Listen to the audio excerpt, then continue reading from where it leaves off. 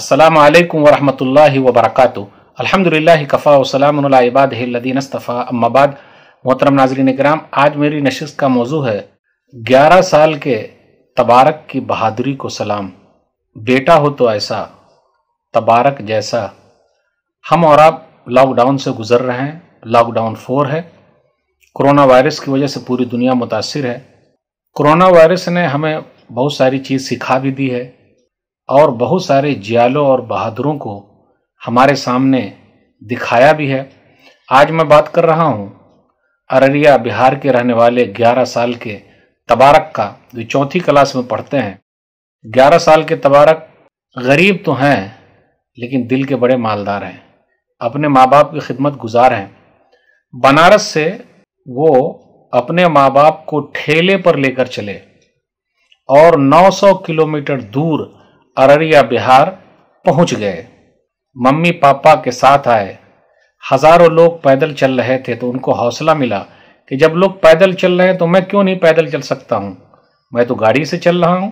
उनका कहना है कि मोहल्ले वालों ने हमें मदद की, खाने पीने का सामान दिया और इस तरह वो बनारस से चले, ठेला गाड़ी पर चले और उसके बाद 900 किलोमीटर दूर अररिया बिहार अपने गांव पहुंच गए। उनके पिता इसराफिल का कहना है कि उनका एक्सीडेंट हो गया। मालिक मकान ने, दुकानदार ने उनका इलाज कराया, लेकिन परेशानी तो है ही। फिर उसके बाद कहा यह जाता है कि वो 6 बच्चों में 5वें नंबर पे हैं। 11 साल के तबारक माँ सुगरा के साथ, बाप इसराफिल के साथ वो अपने गांव पहुंच गए। देखा आपने, 11 साल के बच्चे में इतनी हिम्मत कैसे आ गई। ये माँ बाप की खिदमत ही तो है। आदमी अगर ठान ले तो बहुत कुछ कर सकता है। बड़े मियाँ तो बड़े मियाँ, छोटे मियाँ सुभान अल्लाह। मैं 11 साल के बच्चे तबारक को सलाम करता हूँ, सलूट करता हूँ। यही तो है मेरा भारत। भारत बहुत आगे निकलेगा।